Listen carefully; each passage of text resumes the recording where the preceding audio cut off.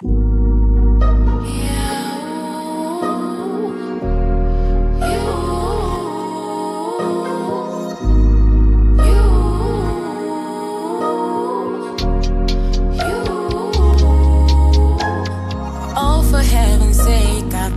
to find my place, looking for a sweet escape, trying to get away. Hear this in the clouds. If you listen to the sound when the silence is so loud, you don't want to touch the ground. Let me be, let me be, let me be. Open wings, I need free.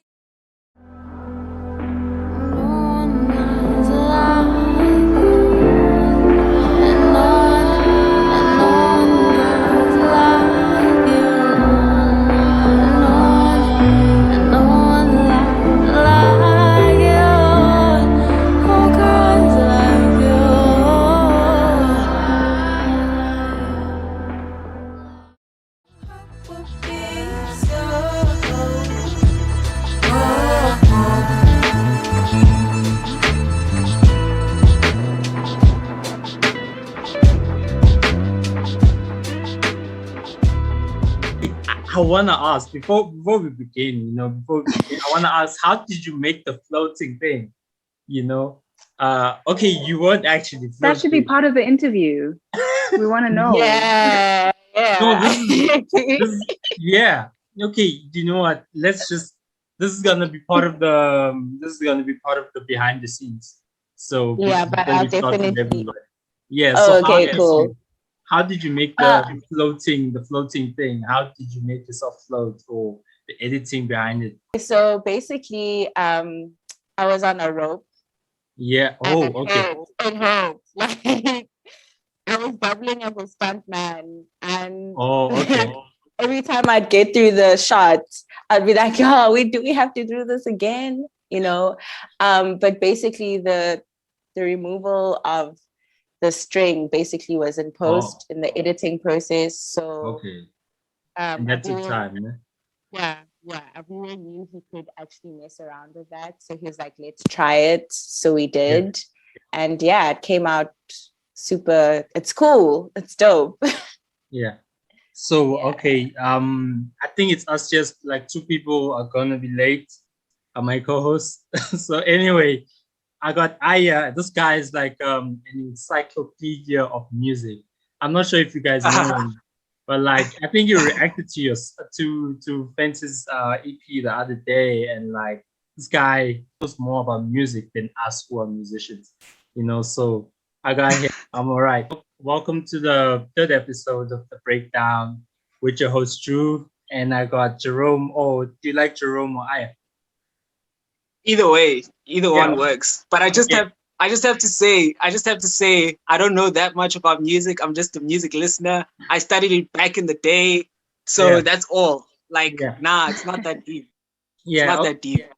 Yeah, so with your host Drew. No pressure. There's KAMO who's still coming, and then there's I even forgot this LESIBA was still coming. Anyway, now today we have a special episode. It's called Queens of Alternative. Now, Queens of Alternative, these are the leaders of the alternative scene in the country, and we got Amarafleur, we got Namakau, and we got Namakau. Like I've been trying to, like, I really want to know how to pronounce it. So like, yeah, finally I know how. So yeah.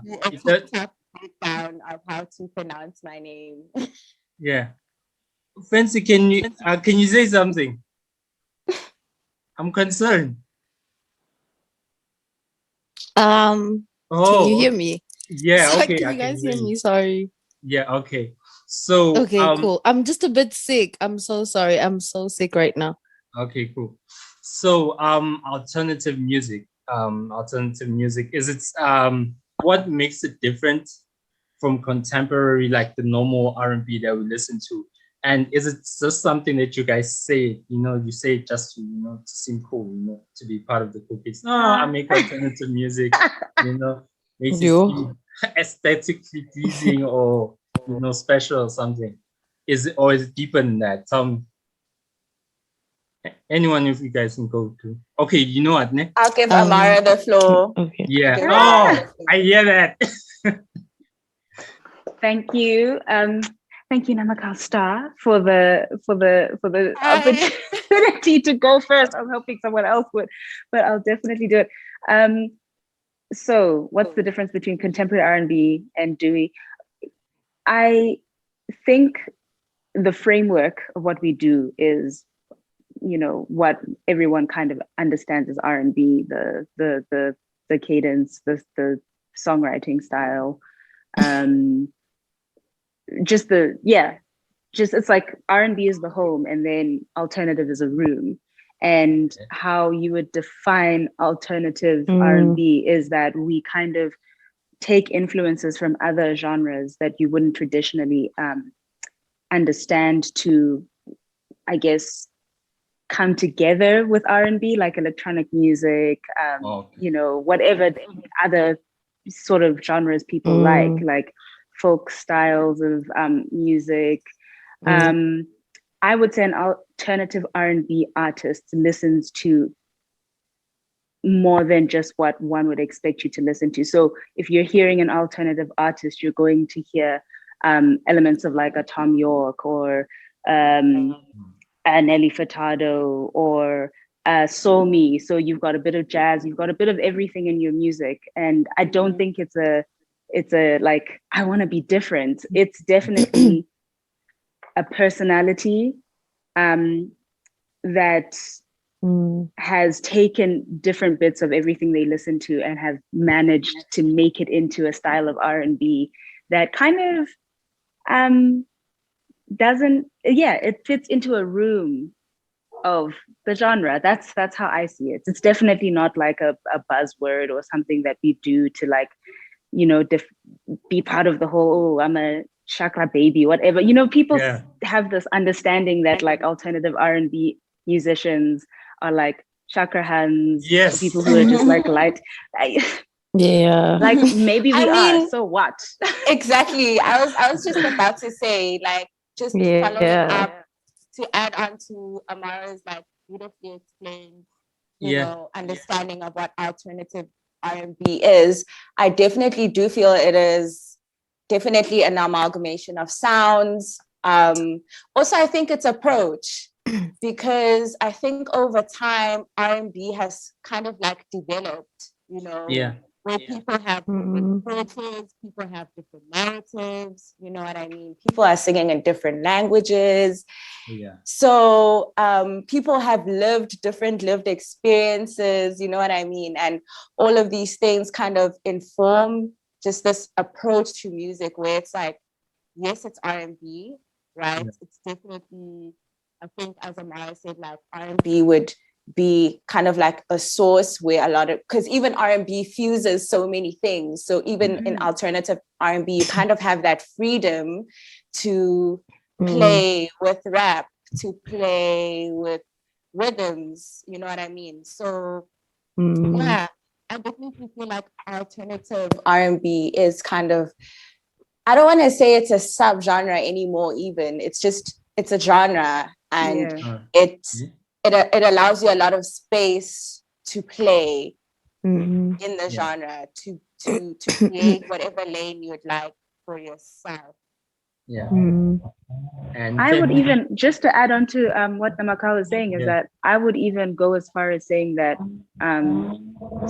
sorry to everybody else, but we're definitely the more free version of R&B, because I think sometimes R&B has a tendency to kind of go by a specific rule book, like you know how an R&B song is supposed to be written, like you have you've got this, a bridge, or this or that, but then there's a structure, but at least we kind of are just like the structure, we're going to do this, we're going to have I think it's definitely a more left version of something that has a lot of rules. And I think generally music, wherever you go, there is a like a general framework or rule for every kind of genre. So I guess we're the rule breakers of the R&B genre. Fentse, do you want to add or I think, yeah, everyone, the girls have summed up everything so perfectly. So yeah. And then at least we can see you now, because the fans were gonna be like, sorry. no, that's not her. So and then moving on to the next one, well, like, why did you guys choose it? Okay, you do alternative. Why didn't you go the normal route? I mean, normal route, this trap soul. Okay, trap soul right now is what's trending. Trap soul. There's the Summer Walker kind of singing. There's the kind of singing, but it's mostly those kind of beats. Why did you guys not go there? Why didn't you guys choose this? Because I mean, in terms of South Africa doesn't really, like, currently South Africa doesn't really is not really that much into R&B. It's growing, but it's not really that much. Now you guys are like, there's R&B, and then you guys chose okay, you now call it a genre, but as of currently, you can say it's a subgenre to a lot of people. So why did you guys choose a subgenre? Wouldn't that be more difficult, to get audiences, as hard as it is right now? Yeah, I think for me, it's the R&B or sort of classical group or umbrella that it fell under. I just didn't resonate with it from, like, wholly from a very young age. Like, in general, I'd experiment a lot with music. I play bass, I play marimba, I was in the choir for years. So being exposed to that much nourishment of music in general, I was just like, fuck this. I'm not going to limit myself. Like, why would I do that? You know what I mean? But I did find R&B as like a home base that I sort of resonated with the most. But I was just like, okay, but like, it's not completely telling the story. Well, when I'm telling a story, it's not sort of completely sort of encapsulating the vision that I'm going for. It's not completely communicating the fullness of who I am as an artist. And I need to I want to play around more with it. I want to play around more with music, and I want to experiment more. And if I boxed myself into R&B, like what was previously said, like you're boxed into a specific structure and template. And I was just like, I'm not really comfortable with doing that. It's not my calling. Other people can do it, and that's great for them, but it just didn't resonate with me. So I think that's why I decided to go a lot more alternative. And Namakau, yeah, it's your turn. We're moving backwards now. Okay. I don't really think I chose alternative R&B. I think for me, it's just where I landed up. I think, so I personally also, as a writer, I started writing as a rapper before I ever started writing as a singer. So already off the back of that, my approach to singing and writing was different from jump. So for me, it was more about finding my own personal voice, which took a while for me. So for those who know me, I actually used to go by Indie Ray. Okay. I used to have a different stage name. Completely different. Girl. So I think I would say from my high school music career, like my early music career as just singing stuff, to when I actually started making music for myself, I always had a different approach to music. I've always listened to all types of music. I've also reckoned doing music for mass appeal, and that didn't work for me. You know what I mean? I've definitely dabbled in trap, Afrobeats, like, popular music as well. And that was more of a means to find my voice, figure out my sound and my taste. And that took a while. That took a lot of growing. Like, my palette also had to change personally. I had to go through life to write about certain things and learn how to articulate what I was trying to say in a musical space. So I think that's why I landed up in alternative. because I'm not following a set template, but I still have this world of music to play in, and the world will put me in that R&B space, but it's different R&B because of an approach, I guess. How you see music, how you approach life, how you approach your writing, how you approach hearing sounds. Like, it's so personal that you end up just landing up in a place like alternative if you're different, and that's okay. Like, yeah, basically. Amara? I wish I had like a very elaborate story, but I really don't. I think I ended up making alternative music because I wanted to make music that I enjoy listening to. So okay, that's what I ended up doing. So a lot of my influences, or a lot of music that is adjacent to what I make, I would more than likely listen to, and that's how I ended up making this.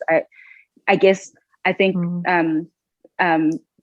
both Fentse and Namakau may have said something along these lines, but you have your general influence, so like you kind of start at R&B, but then as you're in the process of making music, you start to find yourself comfortable in a specific space, via writing, via what you want to hear your music or your writing go with sonically and everything like that. So that's really it. I don't have anything deep apart from the fact that when I decided I wanted to make music, I wanted to make something that I could sit and listen to, or like have an outer body experience and be like, okay, would I listen to Amarafleur if I wasn't Amarafleur?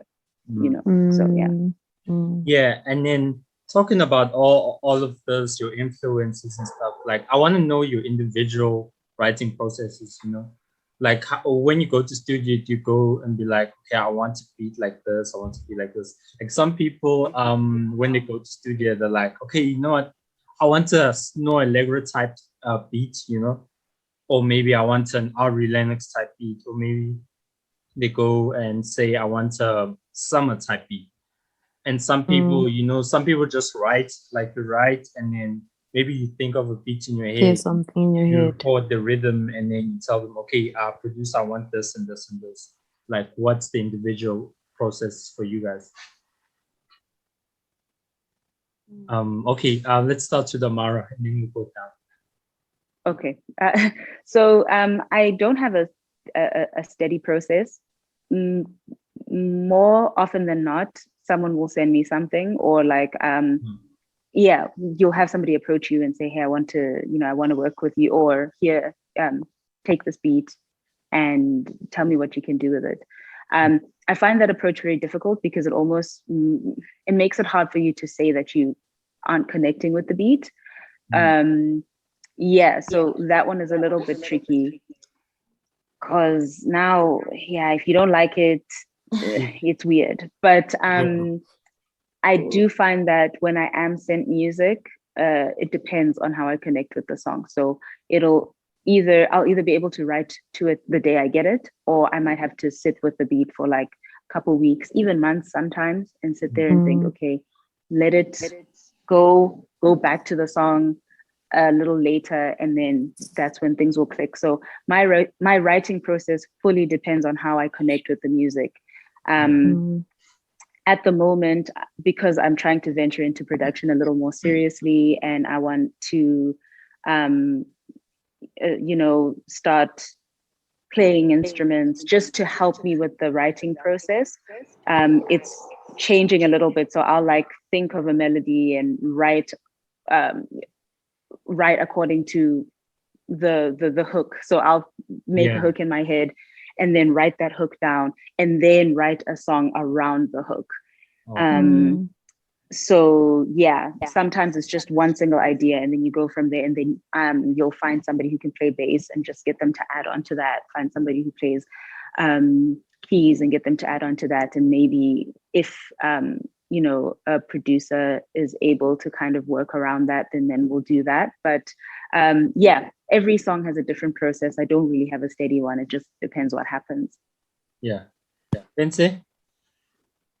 Okay, so for me in the beginning, it was a bit tricky because I'd always hear something in my head, right? I had the whole song. I was like, guys, I hear it in my head. This is how I want it to sound, and stuff like that. And sort of translating what I'm hearing in my head to music was always really difficult working with other people until the universe aligned and I linked up with O-Team. That is like the Phineas to my Billy, because I don't know if you guys know Billie Eilish. She works with her brother and they work like together, and then they send out like music to people and get other people on it, producers or whatever. And he really like gets me musically so much. So when I'm like, listen, this is what I'm hearing, and then I play around on like Logic a bit, and I play around with either chords or I play around on my bass, and I'm like, okay, this is what I'm kind of hearing. And then I start writing based on whether it's a melody or something that I like keep hearing in my head, and then we develop it from there. So that's how it was in the beginning. Now I'm more comfortable with working with beats that people send me, or they're like, oh, Fentse, I think this, because I was also in a space of trying to figure out what my sound is. I mean, I still am in that space, like still playing around with it and being like, what is that Fentse thing? You know what I mean? So really trying to like discover that and unpack it was a bit difficult because like you said, like people will send you beats and you're just like, I don't really like this, but send me the stems, let me break it down, because sometimes it's like I like moments in the music, so I'd ask them to send me the stems and then I'll break it down. I'll be like, I like this, I don't like this, I like this, and then we add our own stuff, and then so that's how I work right now. But even with beats, like some beats I get them, I'm like, oh, this is fire, let me write something over it. But I like working from like the music first and then writing, or like I like stripping stuff down and being like, oh yeah, there's a moment here, there's a beautiful moment here, let's see how we can build around the moment itself. Like so that's how I work right now. Do you want to add onto it? No, for me, my process, I don't know. I think what I've actually just learned from talking to you ladies right now is that you can have multiple processes, because that's what I feel like. So my approach and a process when it comes to beats, I actually prefer working in studio. I don't necessarily like the process of receiving a beat. I really feed off studio energy firstly. I also think because I have such a like heavy freestyle background, just like feeding off an energy for me guides my process a lot. So I also need to always work with people that I really trust to get out of my head as well. I also dabble in a little bit of production, really baby, but like just doing skeleton ideas and bouncing it off someone who's more experienced, you know. And like for me, I think I'm fortunate enough to always attract like amazing minds and people who also allow me to feel safe in my process and not judged when I'm, you know what I mean? So I have my personal process is just to release. I don't want to overthink writing, but I do write. But it's always just finding my safety and resonance with the music. That's when I know when the music feels good. Or when if I'm not feeling good, and by the time I get to the end of what I'm doing on that music, I feel like released, or I feel lighter, then I know that what I've done was good. And another thing is, like, I've noticed with all three of you guys, like, you have really dope images. You have your art, the art that you guys use, the photo shoots that you guys have, like all of you know, that part of being an artist, like you guys have it on lock. I mean, not a lot of artists have certain images and certain things that, you know, like I attribute this with Amara, attribute this with Fentse and Namakau. Like you have, I think you once spoke about it, you know, you spoke about how, like I think it was a tweet. You said your friends are releasing artworks or, you know, concept arts or something like that without the concept, you know, you're releasing stuff without a concept. You're just putting it out. There's no idea or creativity behind it. So call them out, sis. so like, yeah, you were saying that. Like I've noticed you guys have it on lock. So I want to speak more about it. Yeah, I had an epiphany, you know, and I don't think it was an epiphany. It was just like a moment when I realized how much attention to detail I put on my visuals, you know, what I think about, what I imagine. And it also did take me a while to get there. But I think for me, I feel like that's an art form in itself. And I feel like we don't really uphold the integrity of visual packaging as much as we should. And I think also when you're in this like area where it's like, oh, upcoming, or you know what I mean? Like it's like, no, let us just show up. Let's show up visually. You know what I mean? Whether you know what I mean? Wherever you are along the line of your path, you know what I mean? And I'm like, I'm not anti making a cover art on Canva. You get me? It's like the thought behind it. Like for me, is there a concept behind it? Are you using the resources you have to make it beautiful, to make it a true representation? And I think for me, I know maybe it feels like it's personal, but yeah, it is personal. Like I think the integrity of visuals is something. And I used to make, I have trash visuals out, don't get me wrong. But I think as the more I've grown as an artist, I'm like, okay, I see why it matters. And I was just personally touched that day when I wrote that. Do you guys I just want to add onto what Namakau just said. Listen, we all start somewhere, ne? It's fine. We all start somewhere.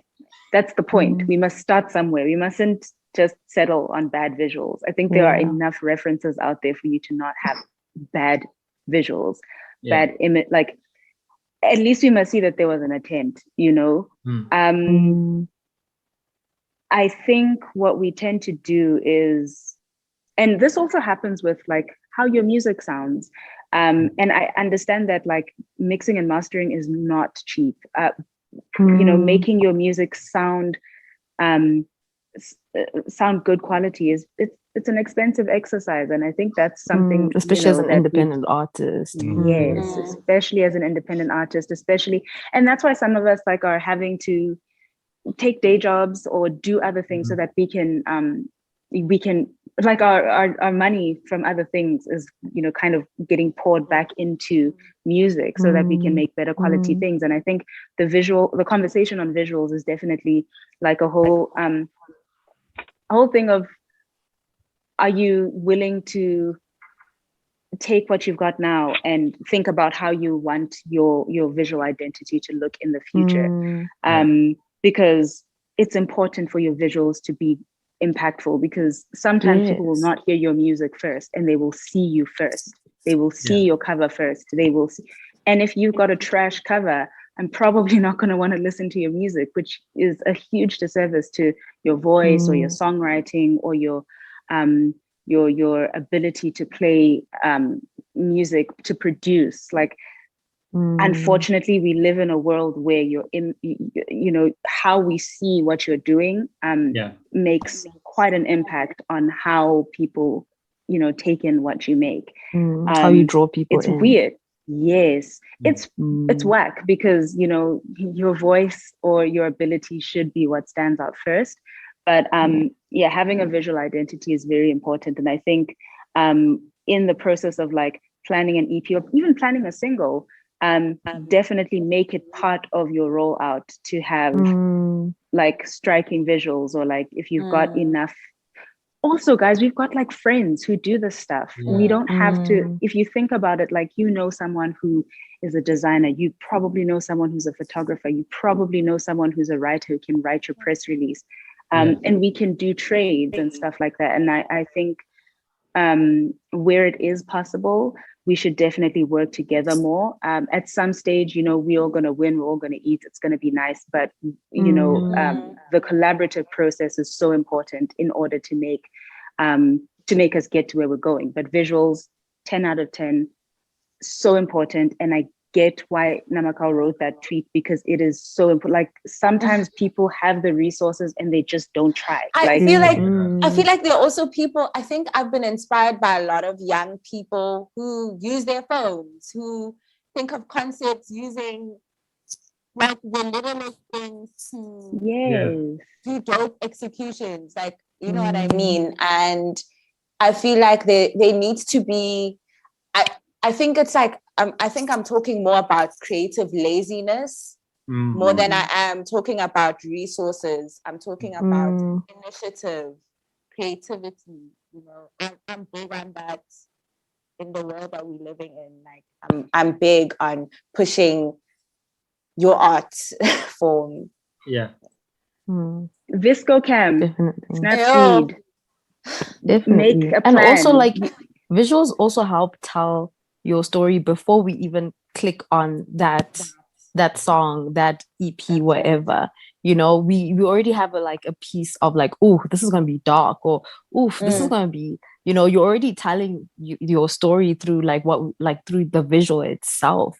So it's a powerful storytelling tool that people take for granted, guys. Like, you know, so I agree, guys. I agree. Yeah.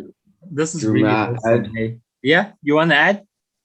Yeah, for sure. Like, visuals, they help your music live longer because, like, we understand the story that you're trying to tell, and that's crucial. And like, there's 1,000,001 artists out there, so it's difficult trying to understand like how are you going to capture me as Namakau Star, or as Fentse, or as Amarafleur, you know what I mean? So crucial. And creative laziness is a thing. There's so many talented people, but they just don't want to push. And the people that push are the ones that are going to get the furthest in anything, any spectrum of life. Never mind music.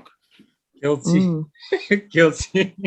My brother's always telling me, dude, focus on your Instagram, make it look pretty and all that stuff. And I'm like, nah, dog. I'm just focusing on the music. Noted. And for me also, what I think is that how I think about, like, as just a normal consumer of art and music and everything, I feel like everything is like a 360. Like, art is very much 360, you know?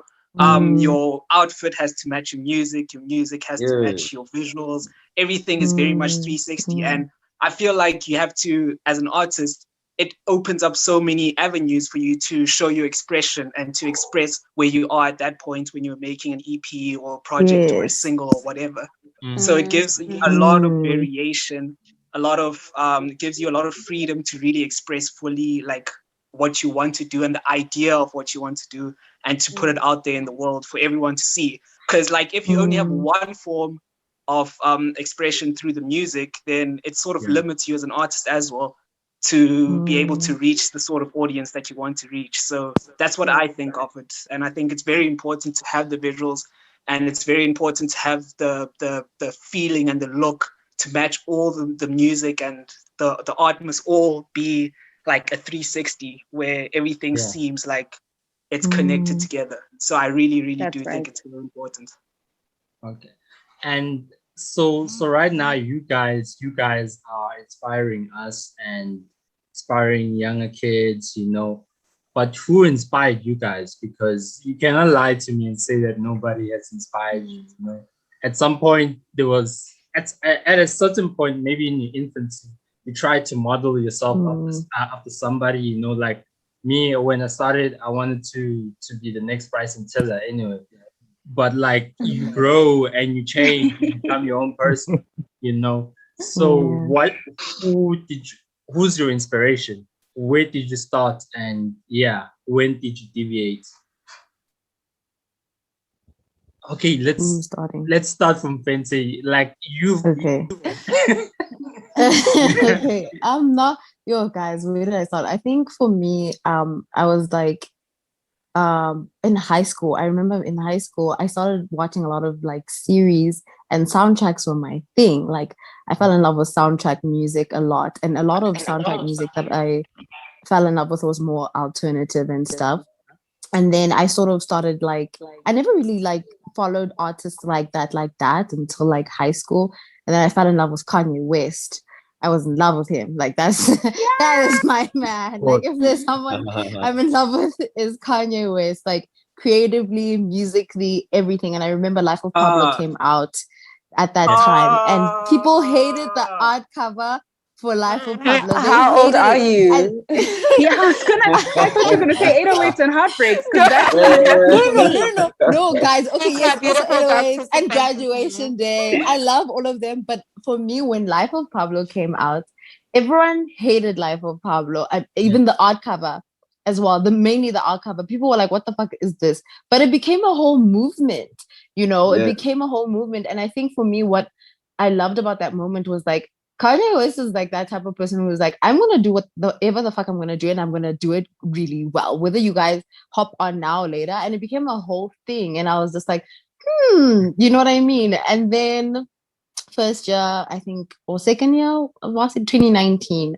I was super like, Solange also dropped in 2017 her first album, like Seat at the Table. Then I was like, oof, yes. You know, I don't know what energy we were moving into, but I was like, I like this. You know what I mean? And then Billie Eilish came, and she is considered a pop star, but it's not pop. It's alternative music. So I was just like, oh my God. And like, these are sort of trailblazers. And I was like, really super like that's how I sort of like my main three people right now, like Kanye, Solange, Billie, and I really like sort of use them a lot when I'm either creating art, music, whatever, as like you can honestly do and have anything that you want. You just need to focus. You know what I mean? Everyone will hop on later with it, you know what I mean, and stuff like that. You just need to know what you're doing and focus on your vision and really believe in it, guys. Like belief has just got me so like, damn, like far, you know what I mean? Or to the place that I think I am now. And yeah, man, staying true to being very like, my integrity was very much like, a big source of like even how I create art, being true to myself and my integrity. I hated feeling like I'm split into like different I don't know, energies and stuff like that, just because I'm trying to please the masses, you know, or okay, this is the formula that I have to do in order to have a hit single. It's so many people have proven that that's not that's not it, you know, that's not the only path. So I was just like, let's go guns blazing, let's do this, you know. So yeah, that's my story. Those are my three people. Amara, your inspiration?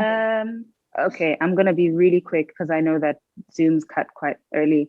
First inspiration was Alicia Keys, Songs in A Minor, which is 20 this year. I was 7 when that came out. Yeah. That was probably the album that made me want to become a musician. Yeah. Kanye as well was a huge inspiration. I obviously, College Dropout was a big one for me. And I was also quite young back then, but the album that really, really, really struck a chord for me was 808s and Heartbreaks. And My Dark Twisted Fantasy, just sonically, those were very amazing. And then I guess here and there, Hiatus Coyote are really huge for me. Songwriting, sonically, very, very special. And I know I'm forgetting someone, but I take from many people. I can't, it would be unfair for me to not be able to, to pinpoint specific people, but yeah, those are like, you know, kind of top names for me. Actually, our Zoom gave me a gift. They were like, you know what, scrap the 40 minutes. We're giving you more time. Yes, so. Congratulations. But yeah, that's all I can say. You can see it's a really wholesome session, you know. Namakau? Yo, I have many influences. I think my influences all depend on my lived experience at different points in my life. I would definitely say in my early days, like 6, 7, can definitely vividly remember Lauryn Hill being a factor in how I experienced music. I remember the first animation music video I can remember, which I think I was 5 when I saw it, was "Blue for Love" by Tupac. And I think that the music video is animated, and I can definitely distinctly remember that being like a musical encounter that made me curious, you know, enough to think about music. And then I think high school, Childish Gambino was important for me. Mac Miller was important for me. You know, and in fact, I'll just say TDE. You know, definitely. They were very influential for me. And I think for me it was just just knowing that, oh, these guys make this possible. You know what I mean? It's like it was seeing your own faces, or people talk about their experiences in such a personal way. Erykah Badu, guys, like Erykah for me articulated a femininity that I needed her to do. Like there's no one else who can do what she did in Mama's Gun that I understand, and which I only truly understood when I turned like 23, you know. So yeah, Kanye West, Lebo Matosa, like I don't know. I have many people who I looked up to, even SZA at some point for me. Yes. Especially when her album before Control, I think, was Z. Yeah. That was amazing. That was beautiful. Fun fact, actually. Sorry, TDE. Sorry. Fun fact, TDE. After they got SZA, they didn't know what to do with her because they were like, we don't know how to work with your sound. So before like releasing Control, she was like, yo guys, like people really don't want to work with me. But anyway, then Control came out, and she's doing her thing. But anyway, that was just a fun fact. So I have many influences. Missy Elliott, can I just put her in there? Thank you. Shout out. Yes. A lot of artists have shaped me, and I'm so grateful for all the artists that have been brave enough, you know, so that I can experience their bravery, and so that I can be this version of myself. It's a yes for me. Yeah, immediately. Definitely. Yes. So Jerome, I remember during the week when you were reacting to Fentse's EP, you wanted, there was this other question you wanted to ask. I think in one song you were like, maybe is there a certain Sade something sample or whatever? I don't know. I was listening to it, and I think you guys wanted to ask the question, so I think this is the best time to ask it. Because you had like 1 or 2 questions. Don't be shy. I forgot the actual song. Was it You Could Love Me? It was Leaves. I think it was Leaves. Okay. Wasn't it? I'm yes. Not sure. No. This guy. Sage. Copyright, Joe. It was Leaves, bro. Leaves. I think. Or maybe LESIBA. No, it wasn't. It wasn't. Yo, it was Leaves. It was Leaves. It was Leaves. It was Leaves. Yes. Okay. So what? Yes. So what happened with Leaves is that you have 3 vocals, right? There was one that was on the beat. So you have I forgot how it goes, but it goes along with the beat of the song. It sounds like a sample. Was that your own voice, or was that a sample that you added on later? On the vocals. Yes. Oh no, I the mean vocals on the vocal itself. Oh no, the vocals. All of them were you. Yeah. The only thing that worked so well. The only thing funny that I thought you guys would go get was with the actual bass line. It was I don't know if you guys know that song with Beyonce and Andre 3000. They did a cover of for Great Gatsby. Yeah. Damn it. Back to Black. So I remember. Yes, that. So I just took it and I played it on bass and I played it differently and I added my own stuff and then boom, that's what happened. So I thought you guys were gonna get it, and I used it as well for Good Goodbye. It's the same one. I just broke it up into different pieces. So I thought people were gonna get it, but no one has been being like, "Girl, I know it. I saw what you did there." I literally said to LESIBA, right? I was saying to LESIBA that this song has my favorite chord progression, probably one of my favorite chord progressions of all time, from Back to Black by Amy Winehouse. And I was going crazy because I was listening to it like 500 times. And I even said to him, it's the same key. It's the same key. I can hear it. It is. You got it. Yeah. Yes. But yeah, Leaves was amazing though. Leaves was incredible. Thank you. That was a Thank you so much. Now you see why I call them the professor. I don't even know the chords. Indeed. I just can't jump on it. Anyway, so okay, now we're getting to the serious part. Like for you guys individually, what like in the short term and the midterm?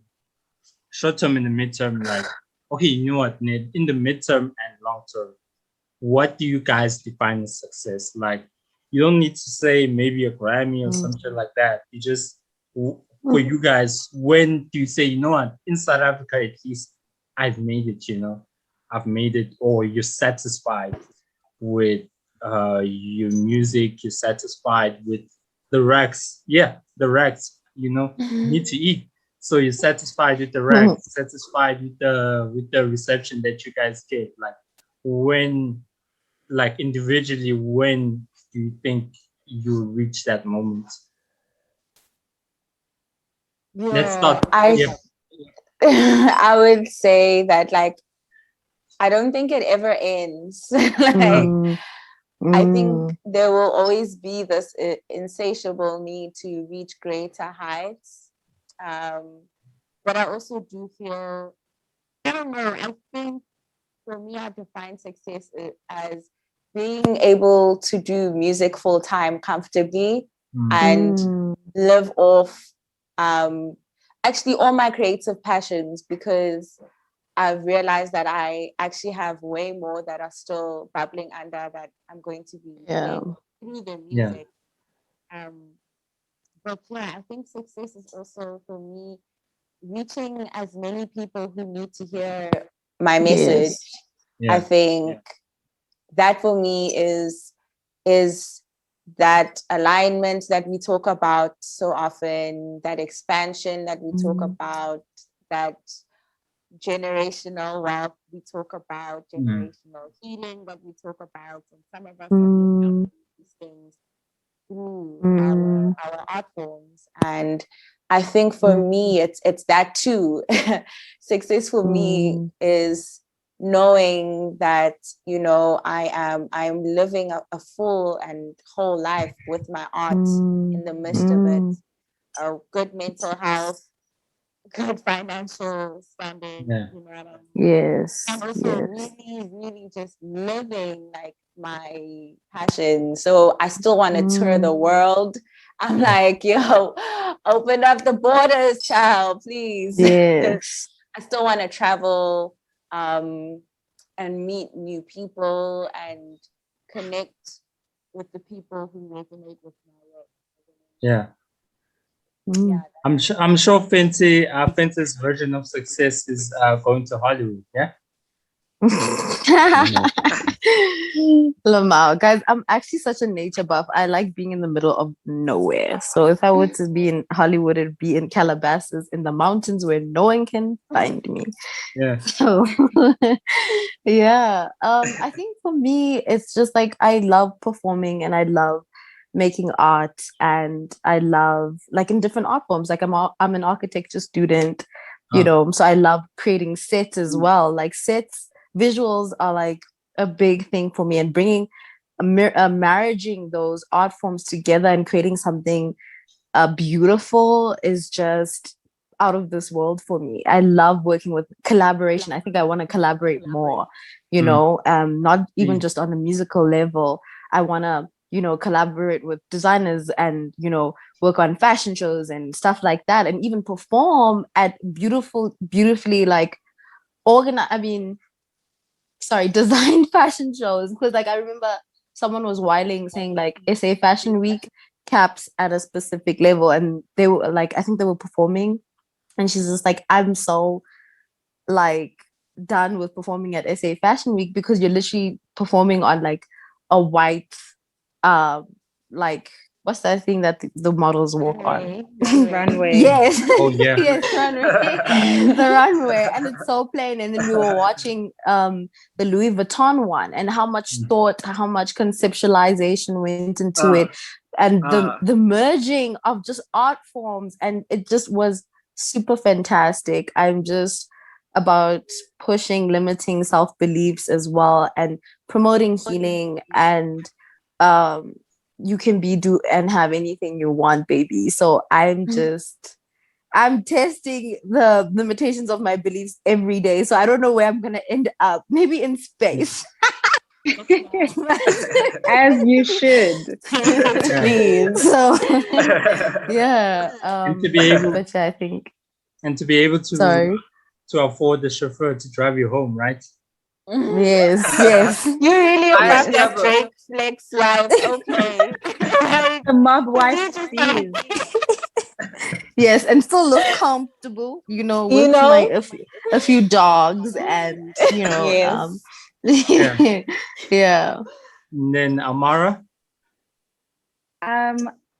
So I guess it's a little weird on my side, because I think I resigned from the idea of being a successful musician a long time ago.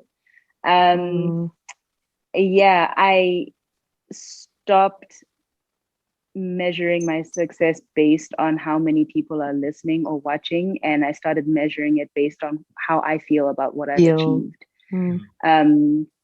Because it's heartbreaking when you work so hard, you put everything into your music, and it, you know, it doesn't, I guess, reap the consumer facing benefits that you would have anticipated. So I took a break. As you know, some people might know, I took a very long break from music because it was too much for me. I couldn't do it. Based on that kind of the pain that came from that. And I came back and I was like, I need to make stuff that makes me happy. So if the art direction makes me happy and I'm looking at it and I'm like, fuck, this is brilliant, then I'm winning. Everything that I'm making now has to make me happy first, because I found that once it does that, somehow it makes its way to the people that you want to hear it.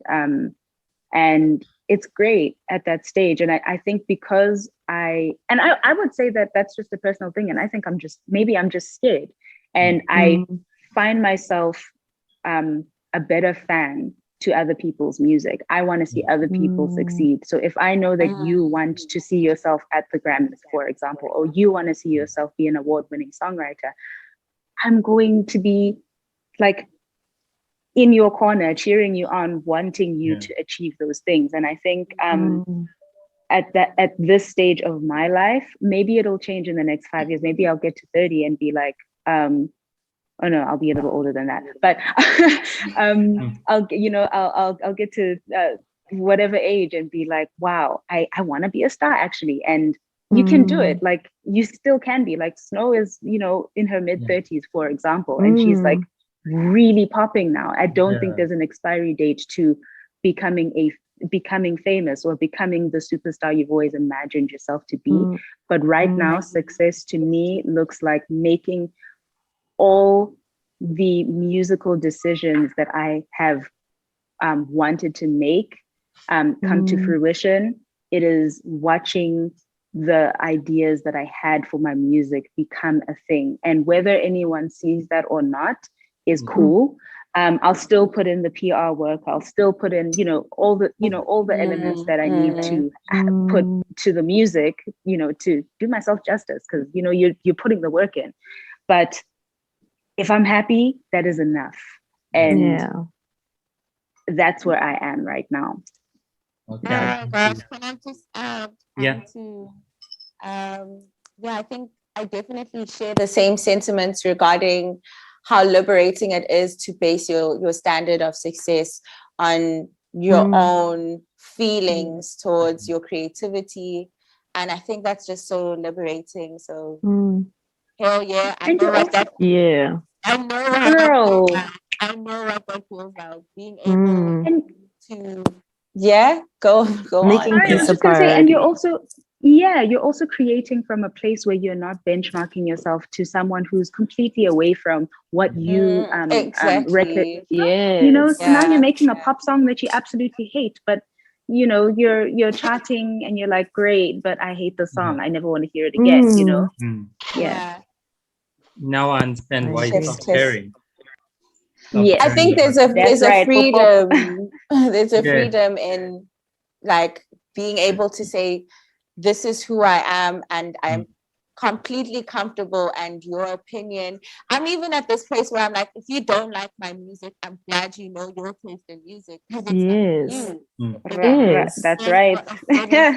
People, it's and I'm so comfortable because now I'm not like, I'm not even afraid to release my music. I'm not overthinking it because I know this is literally what I'm meant to be doing. And I'm so comfortable. I don't need your cosign. And when I say, that's why I say that I base my success on reaching the people I need to reach. It's because I know my music will find them. Like whether it's now, whether it's 3 years from now, and you find my catalog, you know that it came from a beautiful and wholesome place. And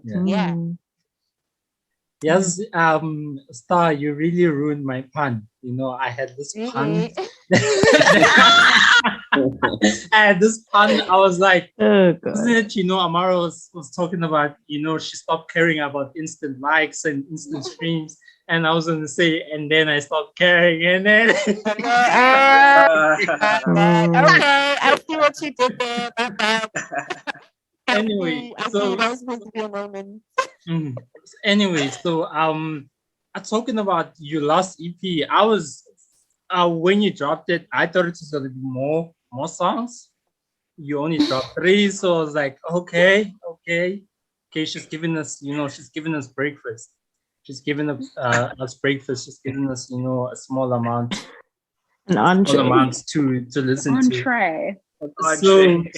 So okay, you dropped the visualizer. So what's coming next? Is it maybe a visual for another song, or maybe you're gonna take a hiatus like last time, and then you're gonna come back after a few months, or maybe next year? So what's happening right now? I'm definitely not taking a hiatus. I think it's only fair to complete this cycle. I will be releasing more visuals. I am training for them. You'll understand why I'm training when you see them. But I think another set of visuals, potentially, I guess I want to play a show, but I'm really scared of making people getting sick. So I'm trying to find a way to do something that is safe, or if it is streamed, it needs to be just as beautiful. Like I don't want to just stand there and be like, hey everyone, you know. It's like I definitely want to make it special. But I was hoping to do a couple of shows, and I might. They're not shows that I'm doing personally. Like, yeah, I really don't want anyone to get sick. I just don't feel like it's worth it. But I have wanted to play shows, so we'll see. Something along those lines will happen. But I have started planning the main course, yes. which is something a little longer. I haven't decided if it's going to be an album yet or an EP, but it will be a follow-on from what exists right now. So it's like a continued story. Visually, it'll appear that way. So I might, use another color. Yeah. So I want to be part of the trilogy gang. So maybe I'll do something like that. I'm still thinking about that. But but yeah, I'm definitely I haven't lost momentum, and I want to carry on now. And I think because of what we talked about previously about, how we define success, I think I'm finding it so much easier to be creative and to carry on making music, because I'm at a point in my life where I'm like quite happy with what's happening musically. So definitely expect more from me. Let's go to, you dropped the project, so let's go to Star. Well, as you know, I just dropped the music video for Fentse.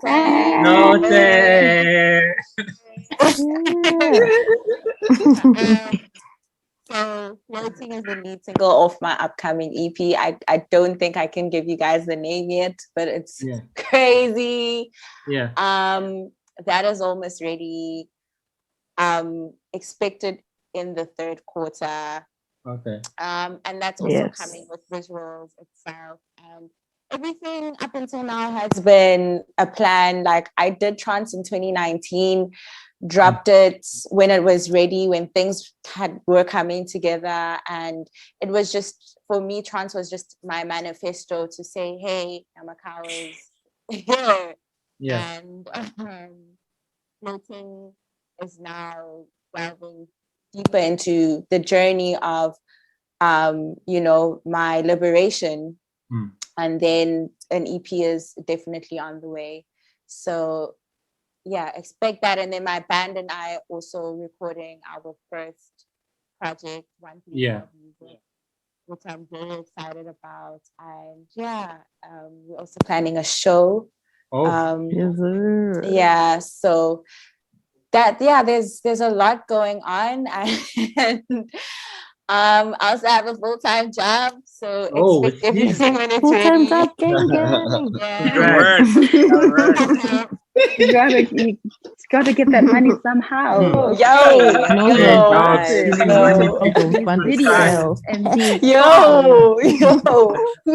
gotta do it.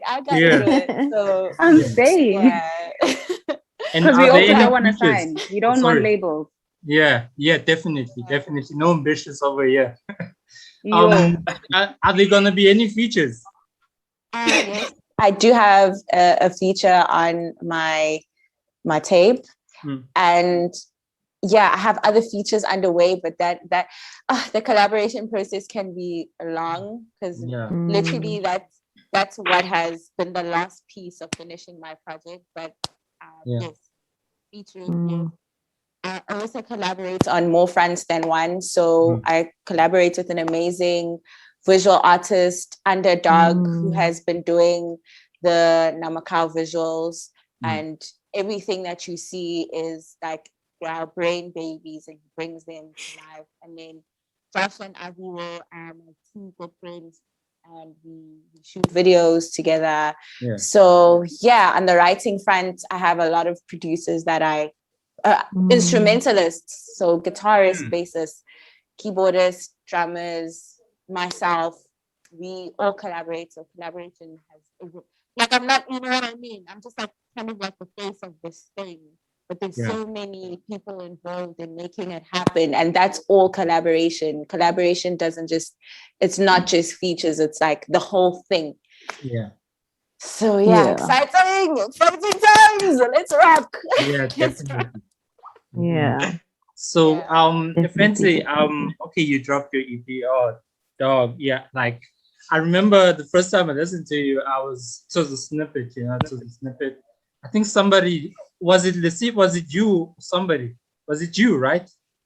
LESIBA, it was you, right? Who put me onto her.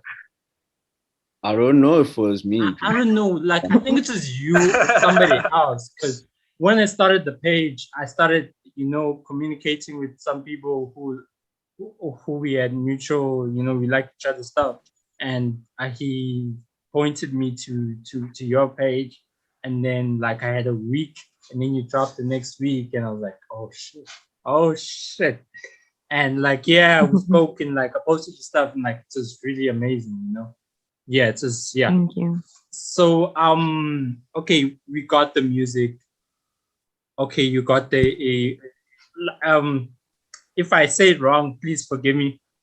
Got the Kawe cover magazine. Oh, yeah. So okay, you got the music out.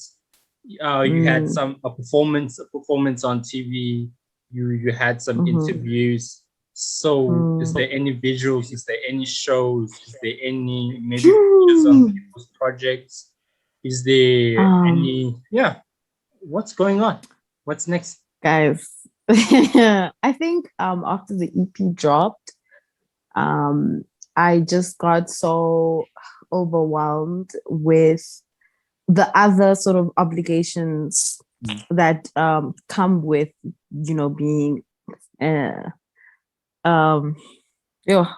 artist, I guess, outside of music, the business side, the industry side of it, the rollout plan, the PR and everything. So I think right now, as much as like I'm making new music every day, like I'm writing every day and I'm already working and stuff, I just want to sort of give myself time to also pause and just experience and enjoy my life. While sort of, because I've been feeling very uncalibrated and unaligned and a bit shaky. So I've been just focusing on calibrating at this moment before making any, okay, cool, this is what I want to do for my visuals or for music video. And also, I think I've just been allowing people to sort of enjoy the music on its own first before deciding on like making like I'm doing a music video for Leaves or whatever, you know, sort of giving it time to sort of do its thing. So I'm in I wouldn't say pause because I am relatively like busy with other things and running around in terms of like, you know, performing or whatever. And I have a virtual show that I have to like rehearse for and stuff like that. But like, in terms of my journey now, I'm just mainly focused on calibrating and aligning and making sure that my vision is not being skewed in any way, or I'm not stepping out of my own integrity for anything or anyone. So I'm trying to play my cards right. But also, you see, that's the frustrating thing. Like sometimes I get so businessy. I mean, get so lost inside the industry part of it that I stop enjoying doing because that's what happened just before I released the EP. That I was so focused on having the perfect rollout, having the perfect this, doing this on this day. This must happen, you know, this must happen and this must happen. And the universe said, you know what I mean? And everything happened the way it was supposed to happen and perfectly, you know, I wouldn't change a thing. But I got so lost in the industry and the nitty-gritty business side of it that I started I was so apprehensive about even like, if this is how it's going to be, then I don't want to do it anymore, you know? So I'm just pausing right now and just calibrating and figuring out what my next steps are. Yeah. So LESIBA, KAMO, Ayat, you guys have any last words or questions? Because like this is probably the last time to get the chance. So say it now for forever. I just want to say that Fentse is cheating if that's her debut EP. You can't just arrive like that. I was saying the same thing. I just feel like you guys gassed me up way too much because when the EP came out, I was actually crying because I was like, oh no, I wish this was a big cleaner here. Oh no, I wish this was a. I'm very hard on myself. I'm so like hard on myself in general. So it's the Virgo in me. I was literally like nitpicking at every single song, destroying, like ripping myself to the core, to the bone, and being like, I could have done this better. I should have done this better. So when I saw you guys' review, I was like, damn near, you are so hard on yourself. Like everyone else is not seeing what you're seeing right now. Stop it. So thank you guys. I really appreciate that. It was so mature. It was so mature as like an opening EP. I didn't even know it was that, a debut EP, until the day before the review. Like when I first heard it, I didn't even know it was like a debut EP. I thought you had been making music for years and years. So I was super surprised when I first heard it. And then KAMO told me like the day of the review that it's actually a debut EP. I was just amazed by that. So thank you. Any more questions? KAMO, you've been so quiet. You've been so quiet. Like our favorite artists are in the stream, and you are so quiet. I don't understand. Talk like all of our favorite artists are in this room, and I'm so overwhelmed. I can imagine, like, if I was in the room with like my favorite artist, I'd also be like, you understand. But yeah, guys, I love your songs. And on Fentse, I was also shocked to find that Get It Together was your debut EP. I thought maybe you were in the game for so many years, up until I went on Spotify and tried to check out your songs, and there were so few projects from you up until I saw in Get It Together. Then I also had to go do some research on your Instagram, Twitter, and so on. Only to find with, yeah, it's true, it is your debut EP. So I just want to say, man, yo, it's amazing. Sounds amazing. You sound so mature. It sounds like you've been doing this for a decade or so, whereas it's your debut EP. And yeah, that's what it. And yeah, now it's pressure. Like I have to make better stuff now moving forward. Yeah, nah, just stay in your pocket. Just stay in your pocket. Yeah. No pressure. Just do what you do. Your bars high now. Your bars are high. And go star. I like the song. It runs. You know, when you drop that song, I thought it would be your breakout song would be something similar to you know what happened to Nasty C on Two Stack. Yeah. When you came in with that song, it came up with this different persona, like a different star that you before, and it was so like it sounds like a dangerous song. It's so you know that thank you. Yeah, that fusion of neo soul and hip hop, like that's it. You know, from that song I knew, yeah, she has something here. She's developing something. This is probably the sound that she's supposed to work on up until eternity, maybe. So yeah, I love that song. And floating music video. Out, man. When she floated on the music video. Oh, the music video, dog. She's literally floating on the video. Literally, yeah. Guys, thank you.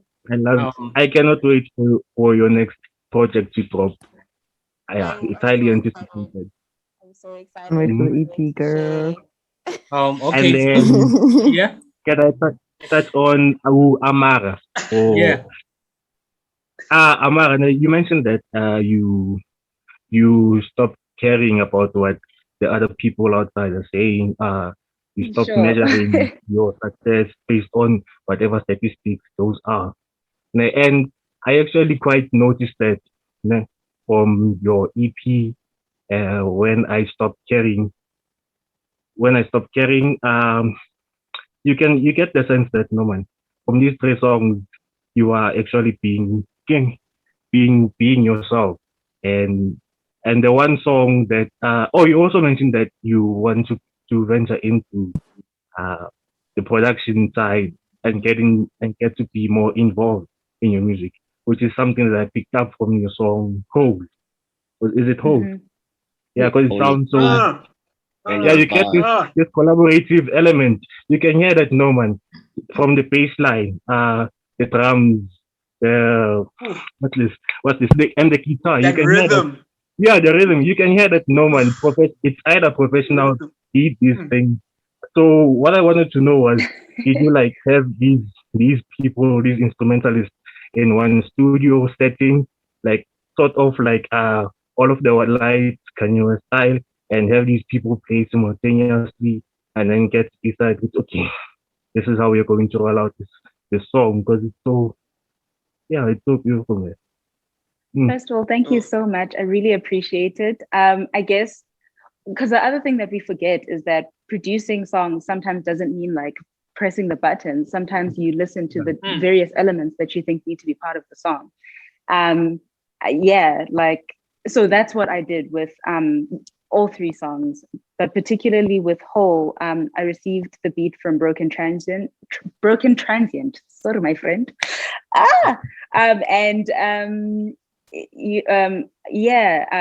He sent it over to me, and I took a little while to write to it, but eventually I wrote, and I thought, you know what, this is an amazing beat. I think we should add a few more elements to it. Then I hit up my two homies, Thane and Zwide, who are part of a band called Kujenga.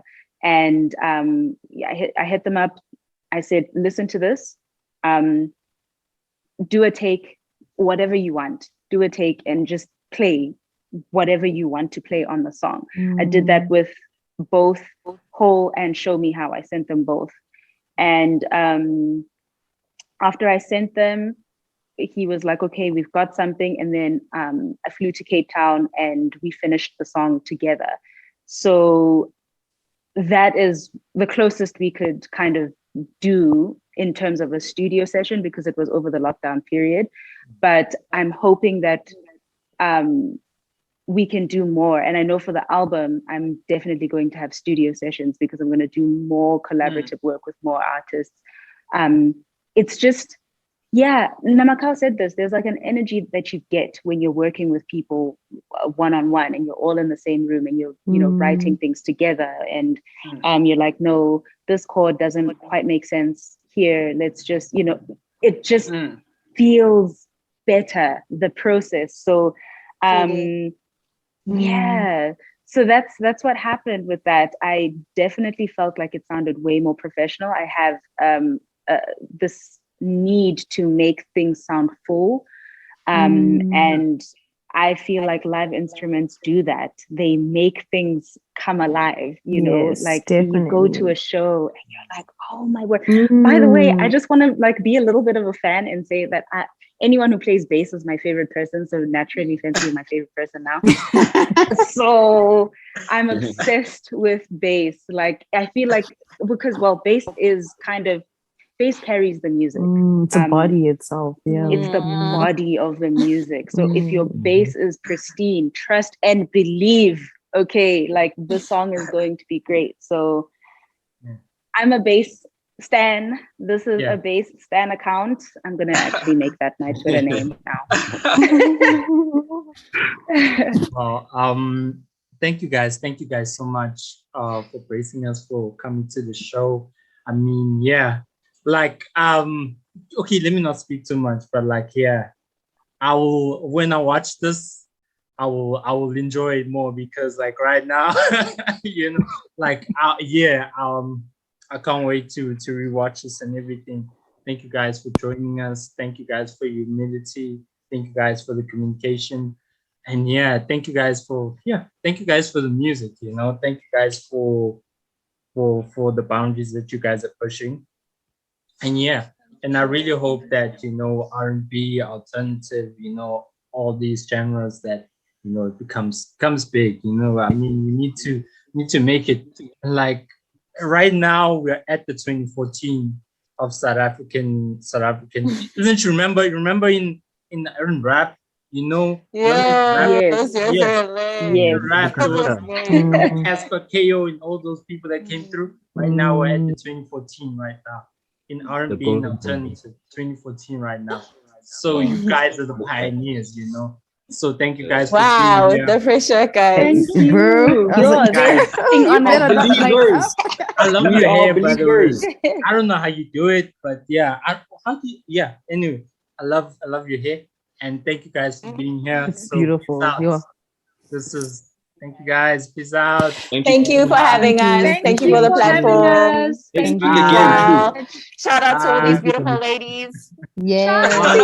Shout out to you guys. I'm actually gonna bump your music now. I need inspiration. Bye. Bye. Bye. Bye.